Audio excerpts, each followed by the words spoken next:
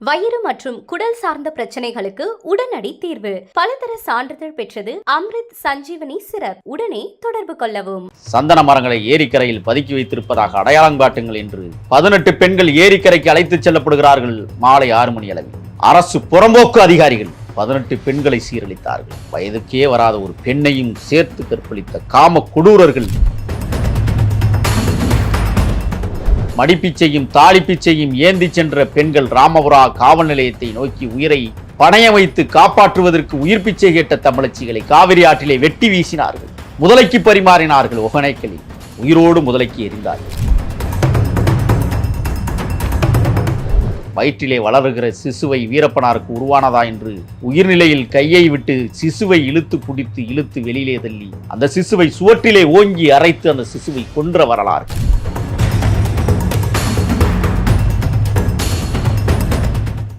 Accord voice நேயர்களுக்கு வணக்கம். நான் உங்கள் சுஷீந்திரன். இன்னைக்கு நம்ம கூட இருக்க ஸ்பெஷல் கெஸ்ட் யாருன்னு பார்த்தீங்கன்னா முகில் வீரப்பன் அவர்கள். வணக்கம் சார். வணக்கம். எப்படி இருக்கீங்க? நலமா இருக்கேன் சார். வீரப்பன் அவர்களை பற்றி நிறைய விஷயம் நம்ம பேசியிருக்கோம். வீரப்பன் அவர்கள் எவ்வளோ ஆக்ரோஷமான ஒரு வேட்டையாளராக இருந்தாலும் ஒரு மாவீரனாக இருந்தாலும் மக்களுக்கு உண்மையிலே பாசமாக இருந்தார். மக்களுக்காக தான் அவர் எல்லா விஷயத்தையும் அவர் பண்ணார்.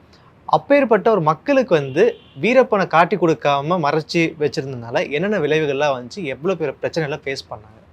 குறிப்பாக சந்தன மரங்களை காடு ஓரங்களில் வாழ்கின்ற ஏழை எளிய அன்றாடங்காய்ச்சி மக்கள் ஆயிரக்கணக்கான மரங்களை வெட்டி சோறு சாப்பிட்டார்கள். சோழகர்கள், இருளர்கள், லிங்காயத்தார்கள், லம்பாடிகள், குறும்பர்கள் என பல்வேறு சமூக கட்டமைப்பினர் காடுகளில் வாழ்கிற போது அவர்கள் அன்றாடங்காய்ச்சிகளாக வாழ்ந்தார்கள். இயற்கை உணவுகளை எடுத்துக்கொண்டார்கள். வருடத்திற்கு ஒரு முறை தீபாவளி வருகிற போது இட்லியையே அதிசயமாக பார்க்கக்கூடிய ஒரு சமூகம். இந்த சமூகங்கள் பிழைப்பிற்கு வேறு வழி இல்லை, காட்டை நம்பியே வாழ்ந்தது. மக்கள் மனமாற்றம் அடைகிறார்கள். சந்தன மரங்களை வெட்டினால் இவ்வளவு ரூபாய் கிடைக்கும் என்று ஆசை வார்த்தை கூறிய புரோக்கர்கள், ஆசை வார்த்தை சொல்லிய பண்ணையார்கள் இந்த மரங்களை வெட்டச் சொல்லி ஏழைகள் காடுகளுக்குள் 6000 சதுர கிலோமீட்டர் காடுகளில் விளைந்து கிடந்த சந்தன மரங்களை வெட்டினார்கள், விற்றார்கள். 1000 ரூபாய் ஒரு கிலோ என்றால் வெறும் 250 ரூபாய்க்கு அந்த மக்களுக்கு காசு கொடுத்து எடுத்துகிட்டு போகிறது. வீரப்பனார் யானை வேட்டைகளில் தீவிரமாக ஈடுபட்டிருந்த காலகட்டம். மக்கள் சந்தன மரங்களை வெட்டி காசு பார்க்கிறார்கள், போதிய அளவு தொகை கிடைக்கவில்லை. பண்ணையார்கள் வளம் குளிக்கிறார்கள். ஆகையால் மக்களுக்கு ஆதரவாக நாம் இருக்க வேண்டும் என்பதற்காக களத்தில் இறங்கினார் மகத்தான மண்ணுரிமை தலைவர் வீரப்பனார். அப்பொழுதுதான் சொன்னார், 1000 ரூபாய் சந்தன மரங்கள் 1 கிலோ விற்பனையாகுது என்றால் 1000 ரூபாய்க்கே நான் விற்று தருகிறேன். உங்கள் கைகளில் கிடைத்ததை காணிக்கை போல தாருங்கள், அது எனக்கு போதும் என்று ஏழை எளிய மக்களிடத்திலே சொல்லுகிற போது நூற்றுக்கணக்கான மக்கள் சந்தன மரங்களை வெட்டுகிற போது பண்ணை முதலாளிகளை நம்பாமல் வீரப்பனாரை நம்பினார்கள். வளம் குளித்த மக்களை வறுமையிலிருந்து மீட்ட தலைவனாக வீரப்பனார் அந்த மக்களுக்கு தலைவனாக விளங்கினார். அந்த மக்கள் சந்தன மரங்கள் வெட்டி வீழ்த்தப்பட்டதற்கு பிறகு, எல்லாம் முடிந்ததற்கு பிறகு வீரப்பனார் காடுகளில் ஓடினார்கள். தன்னை எதிர்க்க வந்தவர்களை வீழ்த்தினார், துரோகிகளை அழித்தார்கள். இது போன்ற மாதேஸ்வரன் மலை காவல் நிலையத்தில் கிட்டத்தட்ட 12 வழக்குகள் சந்தனமர கடத்தல் என்கிற பெயரில் 2 ஆண்டுகளுக்குள் வழக்குகள் பதிவு செய்யப்பட்டிருக்கிறது. தேவாரம் அவர்கள் தலைமையிலான இந்த கூட்டு அதிரடிப்படை சித்திரவதை கூடங்களை அமைத்தது. மனித சித்திரவதை கூடங்கள் மாதேஸ்வரன் மலையிலே கொண்டு போய் நிறுத்தினார்கள். தகப்பனுக்கு முன்னால் பிள்ளையை வன்புணர்வு கொள்ள செய்தது. அக்காவிற்கு முன்னால் தம்பியை விட்டு வன்புணர்வு கொள்ள செய்தது. தாயை மகனை விட்டு வன்புணர்வு கொள்ள செய்தது. லிப்ட் ஹேண்ட் என்று சொல்வார். பறவை தாக்குதல், பறவை போல கட்டி தொங்க விட்டு இடுப்பிலே 50 கிலோ கல்லை கட்டி தொங்க விடுவார். கைவிரல் 10 விரலையும் டேபிளிலே வைத்து அவனுக்கு புறங்கையிலே விளங்கு மாட்டி, காலிலே விளங்கு மாட்டி, 10 விரல்களிலும் கண்ணை கட்டியிருந்த சூழலில் குண்டூசி வைத்து சுத்தியலால் அடிப்பார்கள். வீரப்பனாரை காட்டிக்கொடு.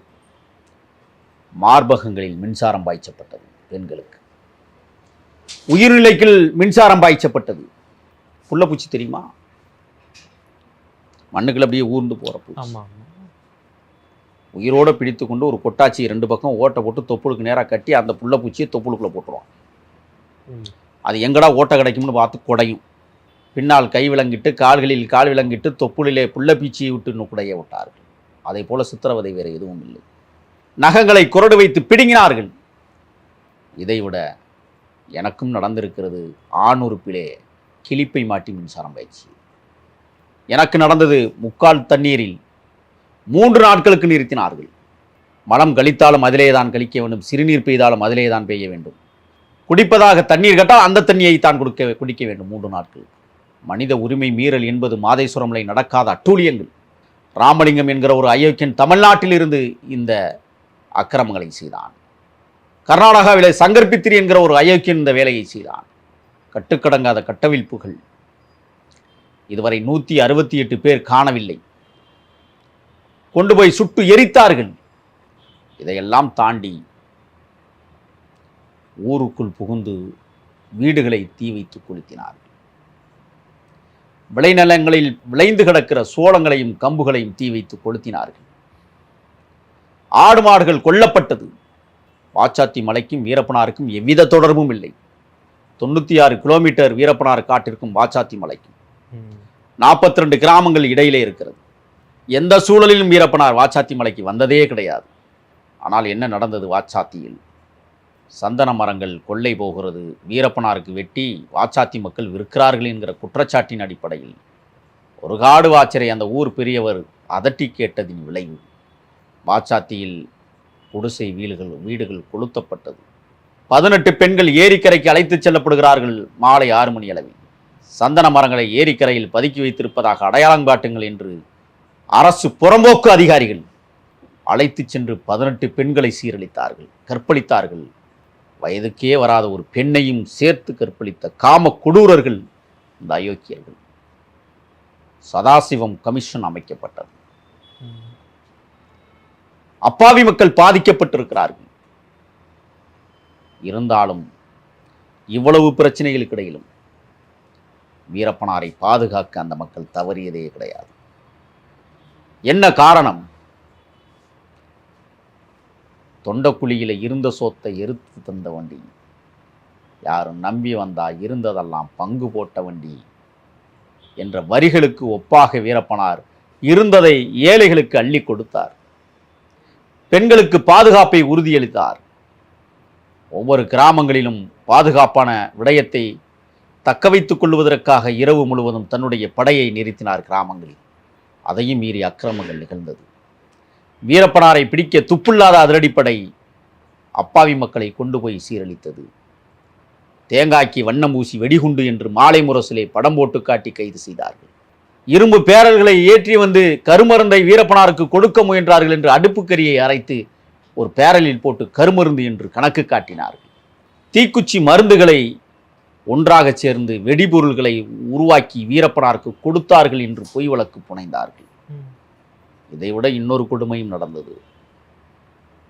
வெந்து கொண்டிருக்கிற சோத்தையை பூட்சு காலால் உதைந்து பட்டினி போட்டார்கள் மக்கள். ஒரு வீட்டில் கோழிக்கறி சமைத்ததை மான்கறி என்று மறு உருவாக்கம் செய்து அவன் மான் வேட்டையாடினான் என்று அவனை எந்தவித ஆதாரமும் இன்றி கைது செய்து கொண்டு போய் தடா சட்டத்திலே போட்டு 18 ஆண்டுகள் சிறையில் இருந்த கொடுமை. 600க்கும் மேற்பட்டவர்கள் தடா வழக்கிலே மைசூரிலும் கோவையிலும் சேலத்திலும் சிதையுண்டு கிடந்தார்கள்.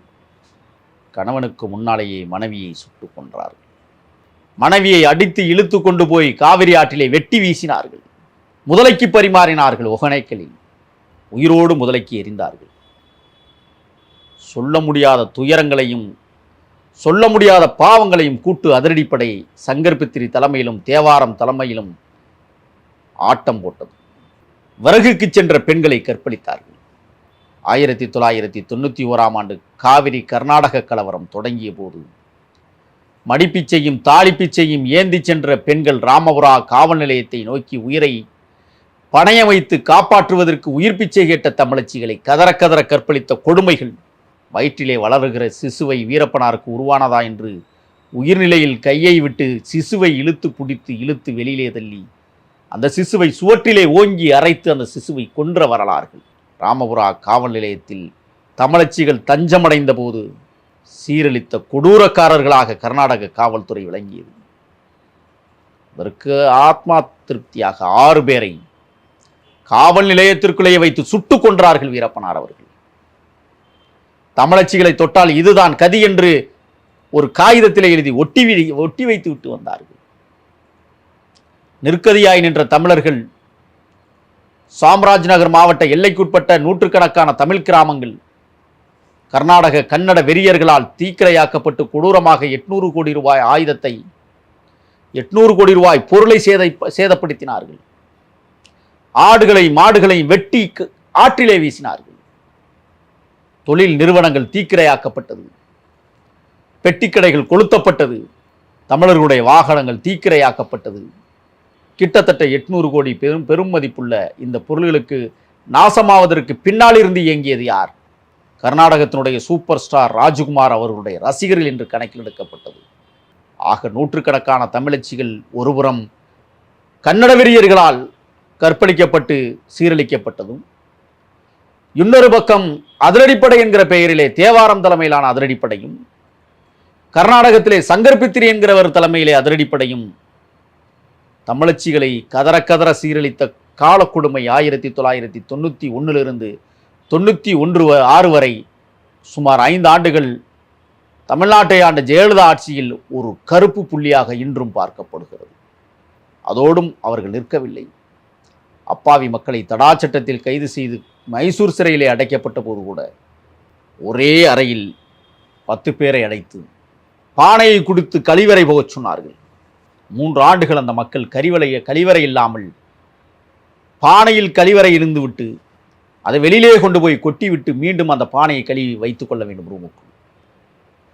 இவ்வாறான கொடுமைகளை அதிரடிப்படையும் காவல்துறையும் அரச பயங்கரவாதமும் தமிழர்களை தாக்கியது.